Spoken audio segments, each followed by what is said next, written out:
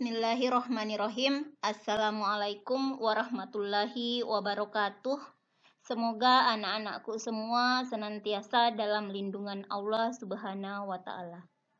Bertemu lagi dalam pembelajaran IPA bersama Ibu Nurul Dina Evita.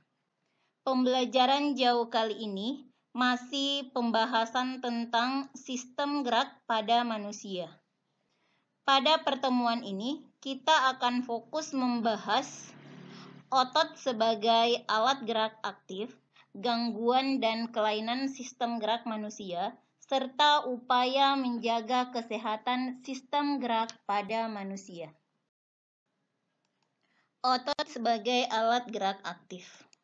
Otot adalah jaringan yang dapat berkontraksi menjadi lebih pendek. Proses kontraksi ini mengakibatkan bagian-bagian tubuh dapat bergerak. Perhatikan gambar, otot bisep kontraksi.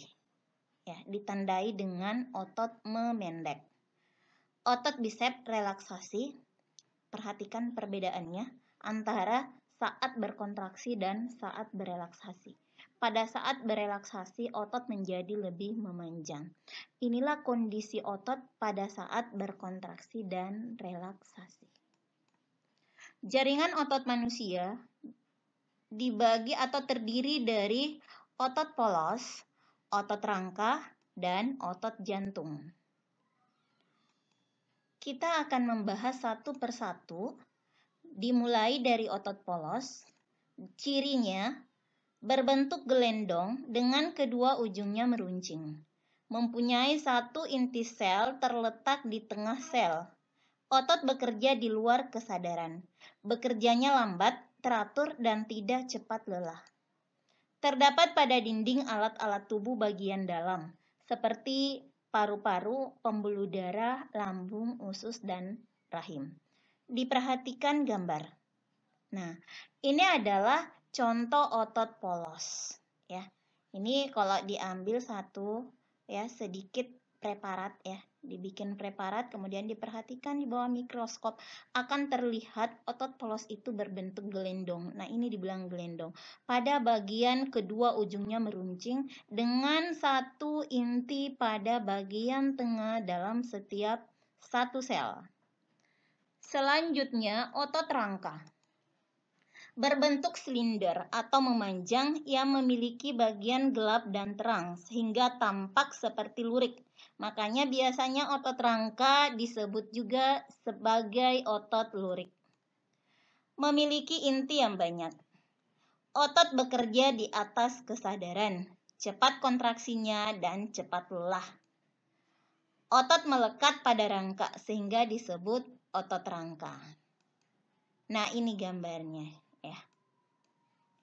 Nah, seperti ini, ya. Seperti ini otot rangka. Dia bergaris-garis, ada bagian terang dan ada bagian gelap dengan banyak inti pada setiap selnya. Selanjutnya adalah otot jantung. Bentuknya silinder memanjang, sama hampir mirip dengan otot rangka, ya, atau otot lurik. Cuma pada otot jantung dia bercabang, mempunyai cabang. Kemudian, otot jantung bekerja di luar kesadaran. Memiliki inti yang banyak, seperti otot rangka. Kontraksinya kuat dan berirama, sekitar kurang lebih 70 kali per menit.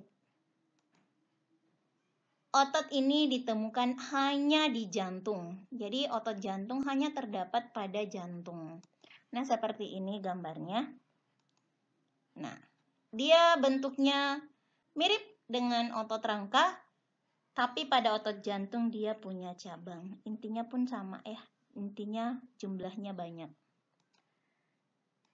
Selanjutnya, sifat kerja otot manusia. Jadi, otot manusia ada yang bekerja secara sinergis.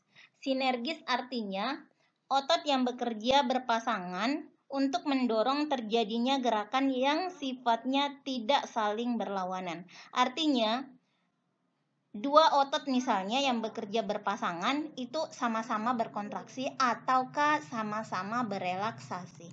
Nah, contohnya seperti ini. Nah, ini pada saat tangan ditengadahkan ya. Tengadahkan atau menghadap ke atas.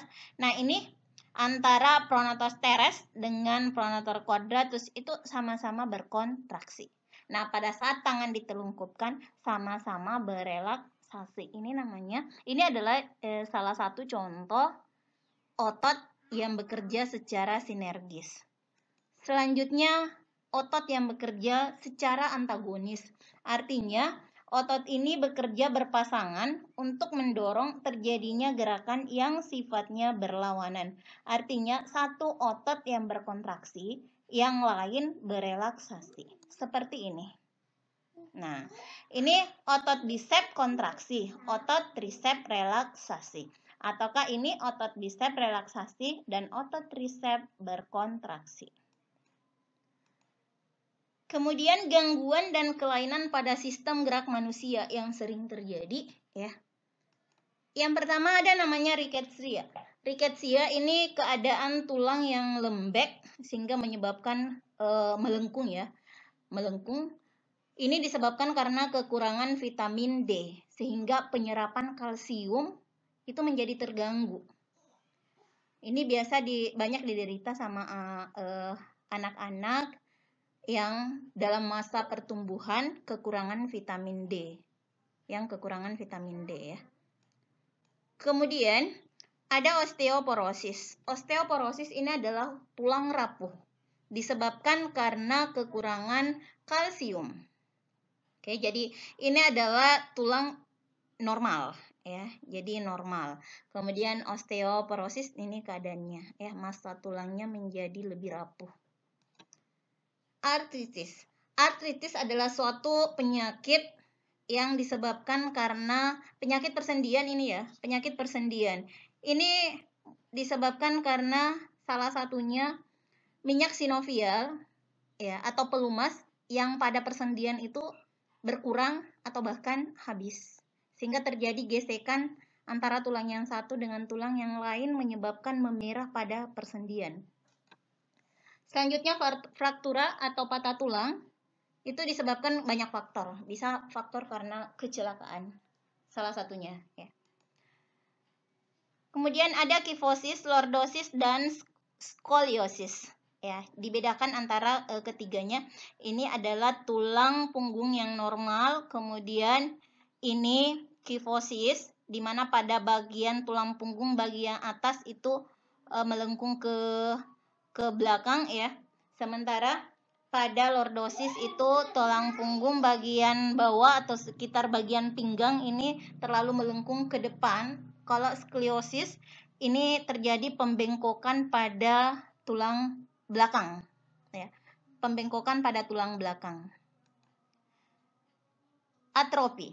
Atrofi ini adalah suatu keadaan di mana otot mengecil ya. Otot menjadi mengecil. Faktornya bisa disebabkan karena otot yang jarang terpakai. Ini biasa banyak diderita oleh orang tua manula yang sudah jarang bekerja, ototnya juga mulai mengecil. Kemudian ada hipertrofi. Ini otot yang membesar disebabkan karena faktor fisik, latihan yang teratur ya, seperti aderai binaragawan gitu, itu namanya hipertrofi. Kemudian ada namanya kram. Kram ini disebabkan karena penggunaan otot yang berlebih. Ada juga yang namanya tetanus. Tetanus itu disebabkan karena bakteri tetani ya. Dan masih banyak lagi yang lainnya. Upaya menjaga kesehatan sistem gerak pada manusia. Meningkatkan kandungan kalsium dalam asupan makanan.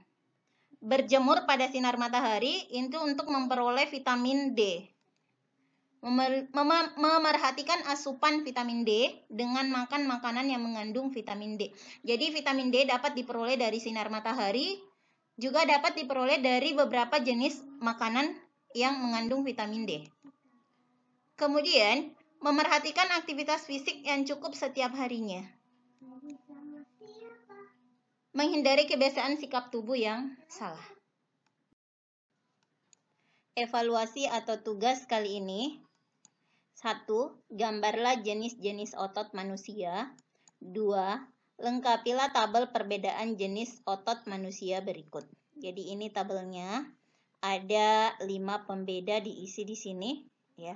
Bentuk dari otot polos, otot rangka bagaimana, otot jantung bagaimana. Sekian pembelajaran untuk hari ini. Insya Allah kita jumpa lagi di pembelajaran berikutnya. Wassalamualaikum warahmatullahi wabarakatuh.